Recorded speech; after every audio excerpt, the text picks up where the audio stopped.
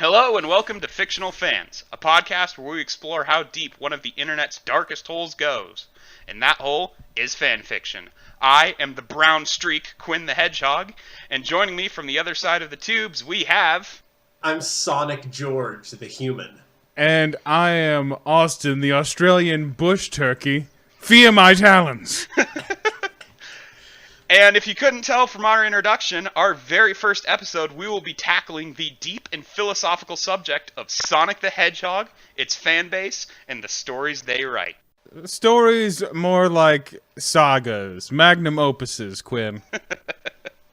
Yeah, it's not just single stories that they tell. I mean, spoiler alert, the story that I'm going to be reading is currently on its 35th chapter. My second pick that didn't make the episode had 321 chapters. Jesus Christ. So, 321 examples of why Sonic the Hedgehog is the greatest video game series of all time. And why Mario is, if anything, a cheap imitation and shadow of Sonic. Sonic the Hedgehog. Yes. Yeah. I mean, after all, Nintendo does not have blast processing. We need to remember that. Blast processing is the only true processing. Thank you. Just as Sonic is the only true Super Saiyan. Oh boy. We're saving the Dragon Ball stuff for later. So, if anyone's been on the internet for any length of time, they have probably encountered some aspect of the Sonic the Hedgehog fandom, whether it's the rabid adherence of, this game is good, this game is shit, fuck you if you think otherwise, or if it's like, here's my OC, it's Sonic the Hedgehog, but he's yellow and his name is Joe. And you know what? He's the best. Do you guys have any theories as to why that is? What brought these people to be the way they are? Well, Sonic, by being a anthropomorphized animal, is something that can be very easily customized and self-inserted into. And then you also have the fact that Sonic characters are relatively basic. Yeah, it's got a very expressive. simple art style. It's a very simple art style that can be modified and changed to however the user wants it to be. Yeah, and it's a very expressive art style as well. So it's good cartoony. It's easy to use. Also, there was the cartoon shows when we were kids. Oh, the cartoon shows. And you have all of that going on. In addition to, I mean, it's just like with any fandom. The fans will feel a need to transform it to make themselves more represented within the work. And when you have something like Sonic that is already so vague and not necessarily realistic, it just, I think, breeds that even further. George, do you have any theories on this? My only theory is that the writing is so horrible because Sonic is, it's a children's thing. It's not. It's meant for a younger audience. You take that shit back. And no. This podcast is over! Younger children Sonic is a miracle!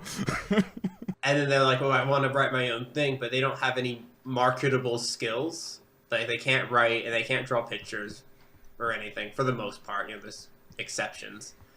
And that's why you get all these horrible stories with no grammar and that are, giant paragraphs that consist of a single sentence and stuff like that. The run-on sentence is an effective tool to illustrate just how fast Sonic is.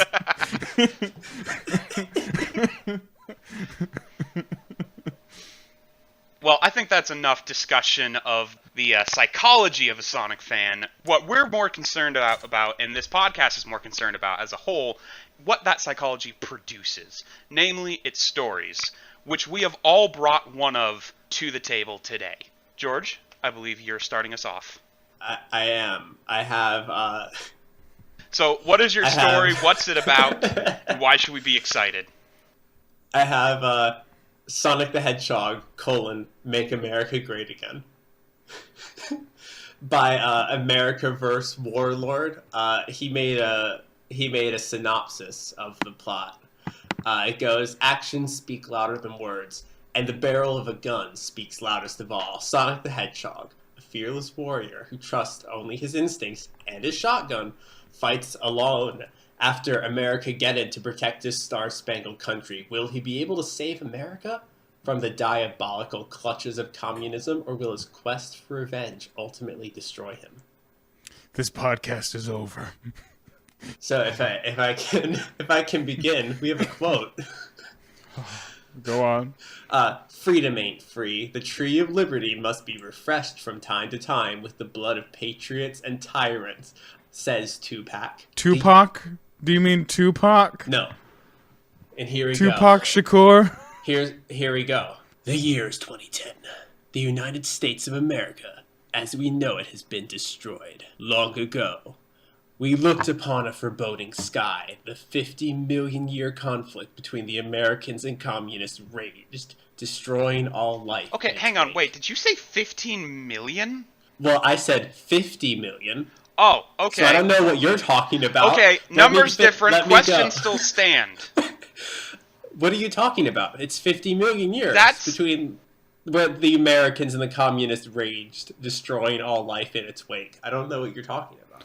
So did we have access to time machine technology? Oh, yeah, no, this is actually a Red Alert 2 crossover. Okay, so we used a time machine to go back in time to create magma cannons, and the Soviets followed us back? I don't know. I haven't finished the story yet. I don't know if we'll have a time machine. Okay. Anyway, 50 million years in the future. For some reason, there's still communism and also America, but go on. America's eternal, Quinn. The red, white, and blue will never die in our hearts. Damn straight, son. The forces of America lost the war and were annihilated in an apocalyptic bloodbath, a cataclysmic event that would later become known as Americageddon. The final war may have ended, but for some, the real battle has only just begun.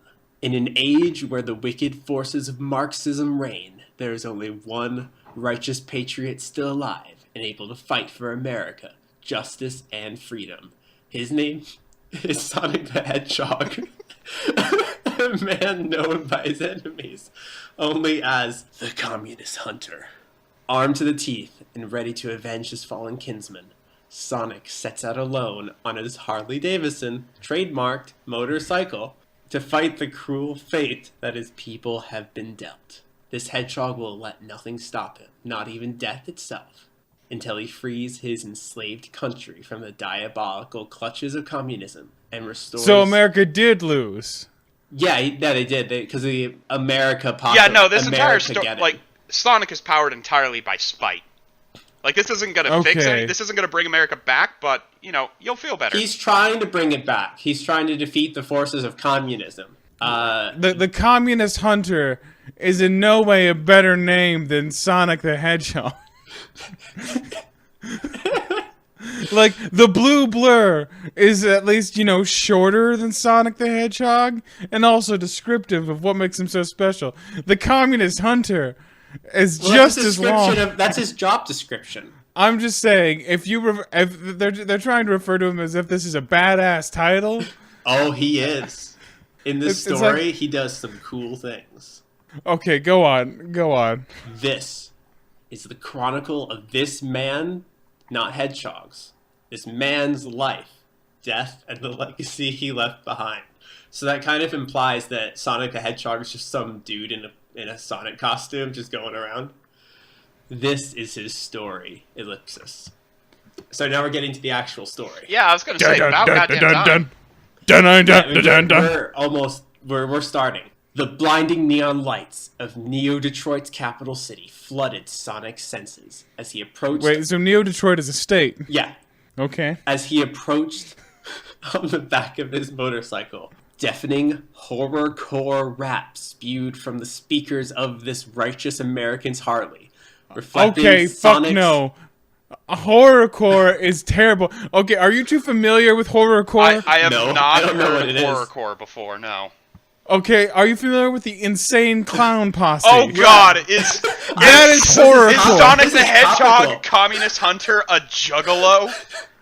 He is running with the hatchet. Oh, this is topical because his music reflecting Sonic's intense love for the Insane Clown Posse.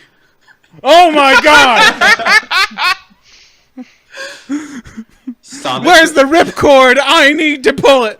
Sonic the Hedgehog was was a man of the Lord. Oh God, because all of ICP's albums turned out to be like secret Christian rap. I never believed them to be a religious band, but I mean, I guess I'm up to So like change their opinions. entire catalog was like building up to this massive reveal. They were like, just you wait, there's gonna be the truth of the Joker or whatever the fuck they called it. It's like when you play Insane Clown Posse records backwards. It's like gospel music. Well, no, it was just like, hey guys, our music has a deep lore to it, and we're going to reveal it on our penultimate album. Then their penultimate album comes out, and it's like, hey, Jesus is dope, yo, is the ultimate truth behind the Insane Clown Posse. Okay. All right, here we go. Seeking to refuel after a long day of navigating through this communist-occupied, hyper-industrialized wasteland, Sonic stopped at a nearby bar. Hyper-industrialized wasteland? Sonic stopped at a nearby bar and dismounted from his metallic steed. As he opened the door, the distinct aroma of dank beer and spilt blood quickly assaulted his nose. Inside, Sonic was greeted by a crowd of drunken communist soldiers harassing the patrons of the bar for their own twisted amusement. The sound of a gunshot echoed throughout the room and was almost immediately drowned out by the raucous laughter that followed.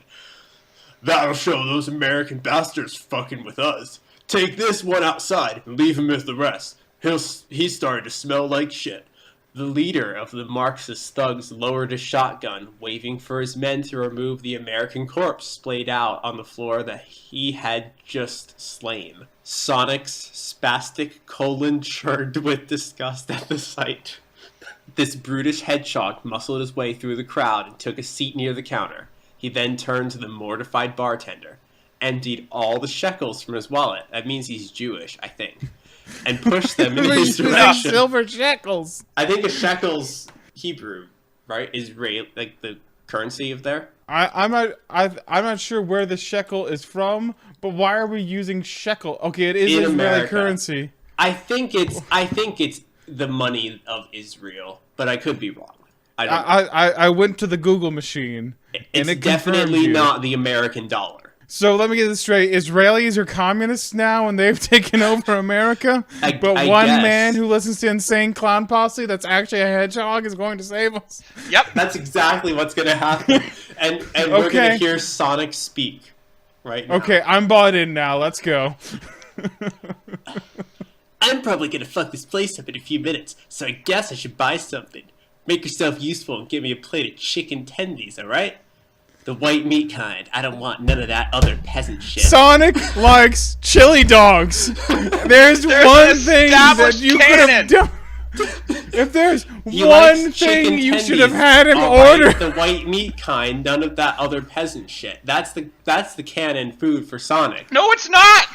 Yeah, it is. It's in Sonic the Hedgehog Make America Great Again by America vs. Warlord. I don't know what makes me angrier, the fact that he did that or the fact that I know he should order hedgehog. Order hot dogs. Ah! The leader of the thugs pulled up a stool and took a seat parallel to Sonic. He cocked his head to the side, gazing upon the hedgehog's impossibly statuesque muscles that were heavily scarred from decades of battle. "That thing on your arm, it's an American flag, right? That's interesting, because I thought those kinds of symbols were outlawed after the Ameripocalypse under the penalty of death. You wouldn't happen to be some kind of filthy American, would you?" The man asked, pointed his knurled fingers towards the tattoo of a bald eagle shining in glorious hues of red, white, and blue upon Sonic's left bicep. Maybe the eagle's on top of the flag. It's one of those tattoos that's like you remember those DVD boxes in the early 2000s? Oh yeah, and you tipped They it were one way and it was a holographic? different picture? Yeah, that's what it is. If you look at it from one angle, it's an eagle. If you look at it from another angle, it's an American flag. Okay. Sure, that was really easy to tattoo on. The hedgehog ignored his charged words. Instead, he turned his gaze towards the waitress of the bar. "Hey, bitch, Where the hell are those goddamn chicken tendies I ordered? He asked with a snarl, raising his guttural voice well above the din of the bar's patrons, because everyone characterizes Sonic's voice as guttural. Yeah, it's gone from like the typical like you're too slow to hey bitch, where's those damn chicken tendies? I'm Sonic the Hedgehog. Clearly, you must not have heard me the first time. This inbred, freedom-hating socialist placed his hand upon the hedgehog's shoulders and stared making a lot him of right in the assumptions face. about this guy. In a show of force, he removed his pocket knife and held it against Sonic's throat as he spoke. This is communist territory, you hear? So you will This play fanfiction is nice brought to and you by the leave Swiss Army quietly. Or will my boys and I have to teach you some respect? Sonic casually removed the joint from between his lips and blew a ring of smoke in the face of his assailant. Sorry, I was too blazed out of my mind to pay attention to what you just said. Did you want something from me? He asked with a cool, composed smile. The wicked, cultural Marxist and his men snarled at the sight I thought he of was just a Sonic's regular Marxist. No, he's a cultural Marxist, and his men snarled at the sight of Sonic's unbridled patriotism, shunning the holy light of America like a slag shuns the poor. The communist grabbed Sonic by the back of the head and forced his face to the table. I'm the one asking questions right now, fuckface. We're Che Guevara's soldiers. We rule the city. Do you even realize... Thank you. Do you realize the situation you're in right now, you bourgeoisie piece of shit? I'm glad to know that even after 50 million years, Che is still the most enduring symbol of casual Marxism. All right, we're gonna skip the whole paragraph. Nothing happens, but then at the last sentence, Sonic stabs the communist with a knife and like splits his whole hand in two. And the communist says, "You goddamn capitalist baka! You're gonna pay for that with your life, you shitty bastard!" Nani? The victim of this American's divine fuck rage howled with pain. He stumbled backwards and signaled for his comrades to step in with his uninjured hand. Before they could strike, Sonic reached into his trench coat and withdrew his dual machine guns, the preferred weapons of choice for any upright man of the cloth. And then he fights for a while, and then he says, "It's because killing communists really turns me on. It's time to rock the fuck out." You know, I'm gonna be honest here. I'm really rooting against Sonic now. Because, Sonic? like, these Marxists, they use shekels, they speak Japanese intermixed with their regular language. Like, these seem like perfectly fine, multicultural people. And Sonic's going around smoking joints, swearing at waitresses, and just listening to terrible music. It's the ICP that's getting you the most, right? Oh, of course. Sonic rocked out to the black metal of the gods on his guitar and charged ahead, viciously hacking apart every member of the Communist Party foolish enough to stand in his way. USA! USA! USA! His wispy chest hair fluttered in the wind as his blood-soaked guitar came crashing down, shattering the skulls of the Marxist soldiers splaying out before him. Has this person ever seen a picture of Sonic before? I'm genuinely curious if he knows what Sonic... Maybe he's a werehog right now, Quinn. Oh, right, that. Adam and Steve meet Smith and Wesson. Sonic mounted atop his Harley and drove in circles around the bar. Oh, so these Marxists are apparently gay, too, now as well. He was interrupted by the sound of an explosion coming from the distance. A hulking figure of star-spangled fuck ferocity swaggered out from the infernal of the blast, standing still and unflinching as a downpour of communist ichor and afterbirth rained down on them from above. So I guess they're all pregnant, the communists. The star-spangled aura emanating from his bare chest and abs sent the communist host into a frenzy. Denoting that this mysterious warrior was no mere child of mortal men, he beamed wide, revealing the golden grill emblazoned upon his teeth that had the phrase, "Can't stump the Trump," chiseled into its surface. "You're late, Dick Sleeve. You know I could have slayed the fuck out of these guys without your help, Trump." Sonic groused at his aloof partner, unwilling to admit he just saved him from certain doom. Donald Trump tossed his designer scarf over his shoulder and shrugged. I'm glad to see you're still the same whack-ass motherfucker as ever, Sonic Kun. Now, how about we show these goddamn commies how America rolls? Did Donald Trump just call him Sonic Coon? Yes. And did this just become a buddy cop comedy? Yes, and so now Sonic and Trump kill Che Guevara. But that's not the point. Here's the best part. Sonic tore his belt asunder, freeing his raging demon erection from its prison of venom. Oh, sweet His Christ, pants dropped to his ankles and revealed his oh, throbbing sweet salty Christ, please no. cyborg member that doubled as a shotgun, a killing machine of flaming fuck death that he christened... Wait, what? I need to hear that phrase again. What was that phrase? A killing machine of flaming fuck death that he christened the Judgment Dick. The hedgehog cocked his cock and released a salvo of cleansing hellfire from his artificial genitals, utterly annihilating the Marxist lord and bringing an end to his reign of terror. Same time next week, right? You bring the communists, I'll bring the genocide. Donald Trump chuckled as he rose to his feet to stare up at the smog-filled sky. Sonic beat his fist against Trump's own and walked off in the direction of the rising sun. Hell yeah, motherfucker. Even if it kills me, I'm going to make America great again. Oh wait, no. Hold on. Harambe. I'm fighting this war. Okay, no, we're calling it here. That is the end. Even if it that is the end of this story. This We podcast is over. No, but that's the end line. Can I read the end line again? No. That was a garbage fire. I'm going to go gargle some battery acid and see if that cleanses. Oh, is that what your fanfic is that called? Was. No, that's just what I'm going to do all our right listeners, now. Okay. I'm sorry. So, I would say I'm going to do a palate cleanser, but that's not what Fictional Fans is about. This is about us really punishing the world for daring to allow this shit to exist. So, I have also brought an example of fine Sonic memorabilia. So my fic is not as horrifying in the same ways as George's. Let's go for a nice rom-com, guys. Oh, I love those. All right. They have such nice humor in them. This is worthy of a Katherine Heigl movie, to be sure. This is My Brother's Bride by Shadow X Rouge Forever 14. Okay. Those are Sonic characters, right? Yes. London, 9:04 p.m. You can hear the sound of cars on the road and people of all ages enjoying themselves on this peaceful night. Although near Jubilee Gardens off Belvedere Road was a nice apartment, a couple stories high.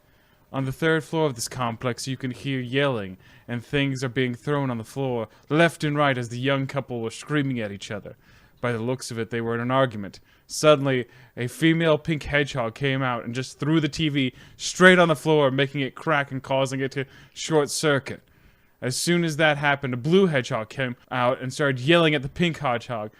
What did you do, Amy? You broke my new LED TV! Oh no. It's so expensive. I haven't even paid the full amount yet. Are you insane? Interrobang, shouted the blue hedgehog as he was furious with Amy. I am not insane, you are!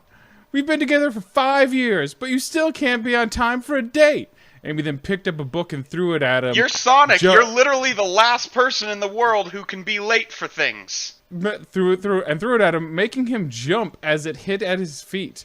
I was waiting at King's Cross for past 1 hour. Grow up!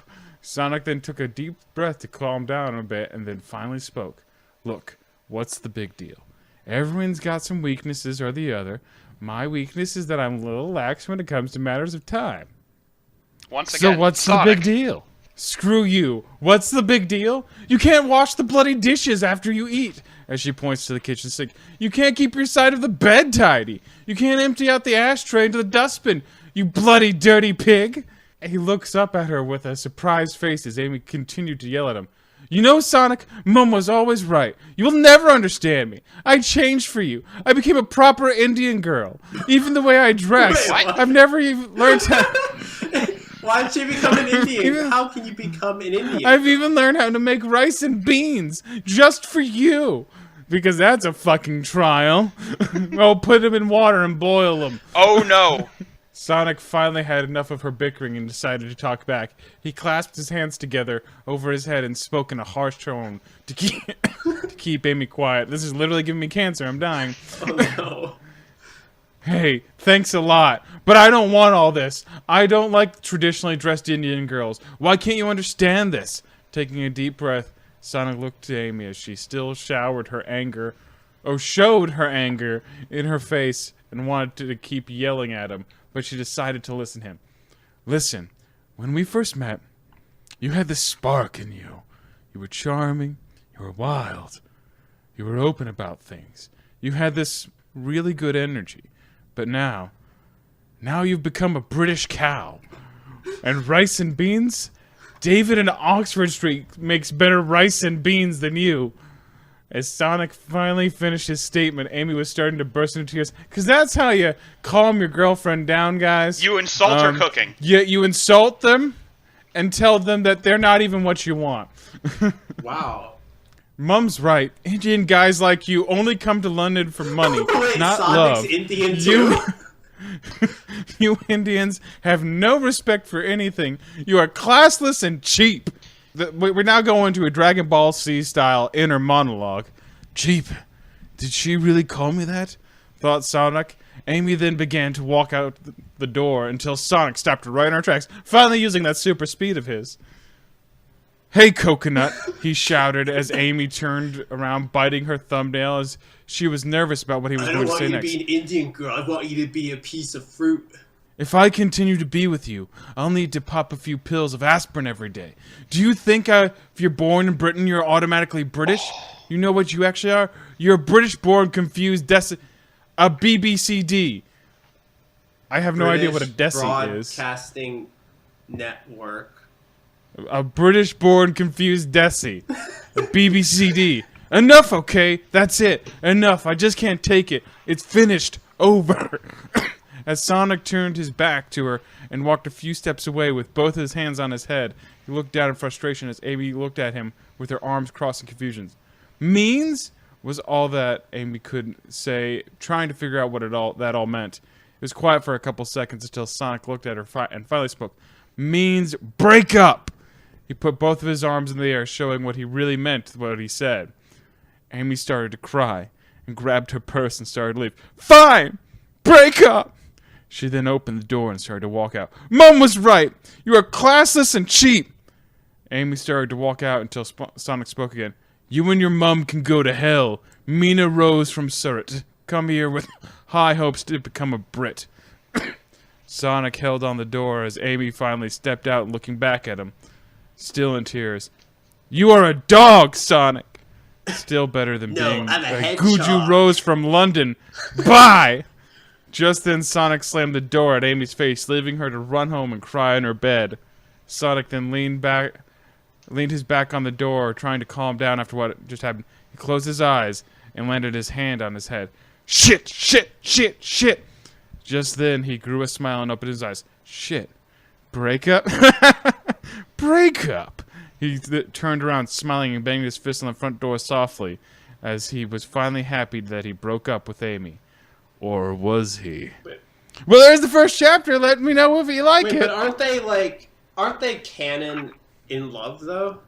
I cannot claim to be the arbiter of Sonic lore here, but I think it's supposed to be a matter of Amy loves Sonic, and Sonic is generally too into whatever his own thing is to even really notice. Oh, okay. Well, that's totally in line with his character, then. This person knows how to stick to canon character traits. Yes, and has really done a great job of expanding canon. I, for one, did not realize Sonic was from India. I, for one, didn't know that Sonic the Hedgehog was a dog. What the fuck is a desi? Is what I want to know. How do you spell it? Let's see, I'm Googling it. Desi. Local. It means local. Huh. Why not just say local? British-born confused local was what Sonic called her. Okay. Anyways, Quinn, I'm sure you have some further filth to inflict upon us. I have some filth. This filth goes by the name Sonic the Hedgehog, Iris Awakening, by Tornadic Lightning. After mysterious events happen, one entity determined to kill everyone causes mass genocide across the world. Who is this person, or what is it? And can it be stopped? We will just have to see. The night was calm and peaceful. The warm August wind blew through the streets of the city. Nobody could have expected what was about to happen. Why would they? There were no signs of any sort of invasion, and the one horrible thing that did happen already passed. Earlier that day, a local school was broken into. There was a huge hole in the side of it, and they just got done extinguishing the fires. Thankfully, it looked like a moment nobody was killed. Everybody thought the bad things would be over for at least a week or so, because, these things come in cycles. However, at this point, everything was just a countdown clock until the impending doom. In approximately 6 hours, the entirety of the world population would be in danger. However, nobody knew it was coming. Except you, because I'm trying to really bang it into your head something bad's about to happen. The sun rose into the warm summer morning. It started off normal enough. People were making their daily commutes. There was still no sign that anything would really go wrong. As the sun rose higher and higher, the impending doom, capitalized, was getting closer and closer, and yet still nobody realized what was coming, nor did anybody care. Most attacks ended in a few fatalities. Not this one. This one would be different. It would end in the biggest catastrophe the world has ever seen.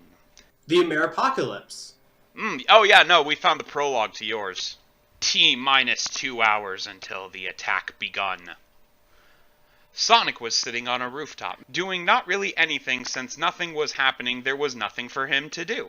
This made him bored, so he decided to go out and explore a little bit. He checked on the blown-apart school. It seemed that the wreckage and debris from whatever happened yesterday had been cleaned up. He could still see the massive hole in the wall and destroyed hallways and classroom that construction crews were scrambling to fix. He began to think to himself, oh, by the way, I should mention, that was one sentence. Like, that whole thing from T-minus 2 hours to now. All there were just, and that was just commas. Just commas. Like I said, the run-on sentence is a perfect literary tool to illustrate just how fast Sonic is. He wasn't fast. He was sitting on a rooftop. That's how fast he is. He was not really doing anything since nothing was happening. Even sitting still, he is still faster than all of us. Who did this, and why? Usually, he would know about it, but all the witnesses did not get a clear face on the person who stormed in. Apparently, he stormed in on a robotic suit, fogged up the area with debris so nobody could see what he was doing, and left. People thought that was the end of it. Maybe just a terrorist attack. However, Sonic wanted to figure out what the reason was, why someone would do this, and who did it. T-minus 1 hour until the attack began. People began to become suspicious when the whole thing, as more information began to spread around the whole incident. Leaked information about how the person blew into the school, then did something concealed from view, began to worry the general public. However, they could not do anything now except for all the police, high-ranked officials on high alert and wait. All they could do was wait. So what you're saying is we're fucked. We're fucked. We don't know why. Fuck is coming, and we have an exact clock, but we don't know what the fuck is. How do we have this clock? Is it a literal clock? Well, apparently everything is a clock until the impending doom. Okay. T-minus 10 minutes until the attack begun. There was a huge crowd gathered by one of the big skyscrapers in the city. Apparently, something really suspicious was happening in there. Sonic decided to watch and check it out. The door to the basement was locked. No forces could get inside it. It seemed to be bolted shut. Looking through the window, they could see nothing but darkness. T-minus 1 minute until the attacks began. People were starting to become really worried. Now suspicions arose about the building. Only about 50 seconds passed later, and the building burst into flames. The building exploded, instantly wiping out hundreds of people within the blast radius. The remaining people looked up into the sky in horror, as floating in the sky was a person surrounded by a black cloud. The black cloud made it hard to make any significant observation about the appearance, but the figure looked like a girl. It looked like she was smiling. Her eyes beamed red, surrounded with black. In fact, tons of black fluid was dripping down her body. By the way, if you're ever writing anything professional, don't use "in fact." Also, this black cloud does not seem to be actually obscuring our view at all. No. Sonic's eyes are just really fast, so he can see everything. His eyes are fast, so he sees faster than the smoke. You think this would be some story about an edgy character blowing up the world, but no, it's a bait and switch about Sonic going to the optometrist. He can just he can just run around the smoke and see it really fast. They did not get a good look until the figure rushed at the crowd, wiping out every single one of the spectators. This was just the beginning of a long attack on the people that would severely damage the world's population. Death count at this time, 6,789. The attacks have That's not begun. gonna damage the population of the world when it's in the billions. At this time, I 6,000. imagine it will get bigger. So this is the first chapter of another dark Sonic story I'm trying to do. Tell me if you guys like it. This story started off a little mysterious, but that is what I am aiming for. Your questions will be cleared up later in the story, because that's how stories work. See, I have many questions. This author is very effective because I have many questions. Well, I mean, it was dark, what with all the dark smoke everywhere.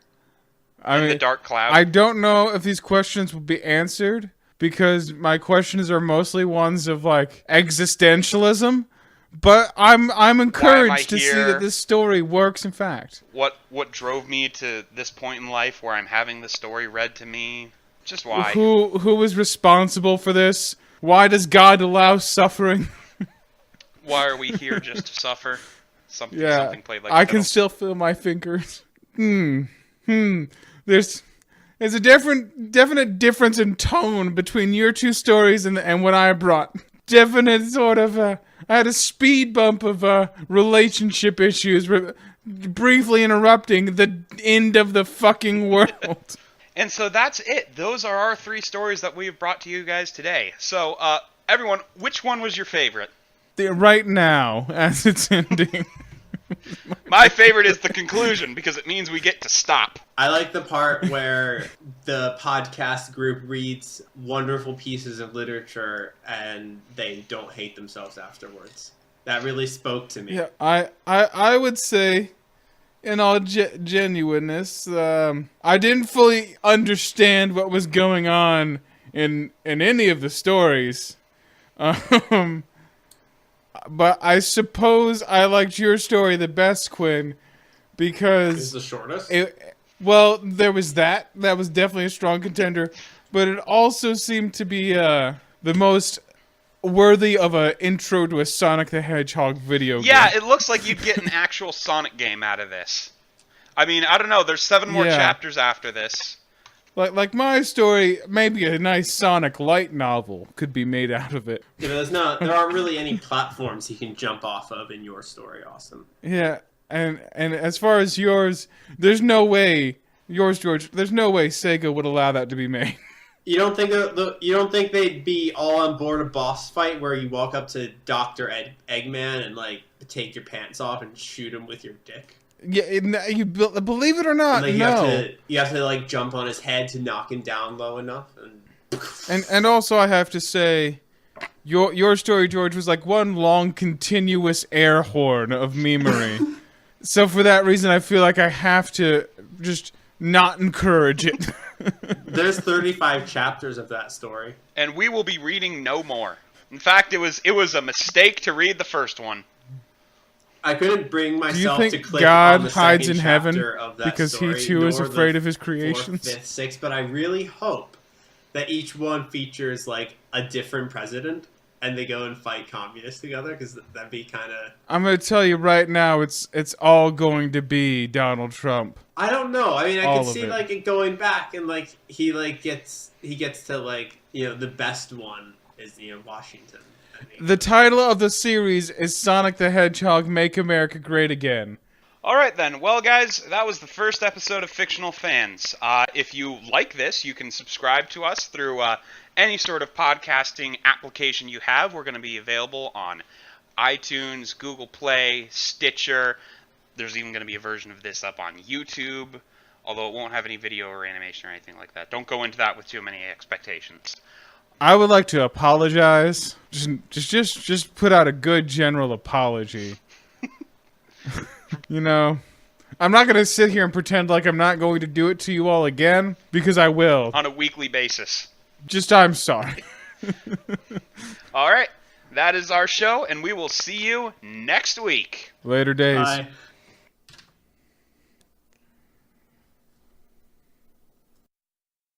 I am the brown streak, Quinn the hedgehog, and joining me from across the tubes is a couple of my friends. They are... Hi, Austin. I'm Sonic George, the human. Fuck! We probably should have agreed on an order before we started. Okay, Yeah, and that's first the other one episode. talking. All right, George, then Austin. Okay, there. Okay. So let's restart. Okay, fine.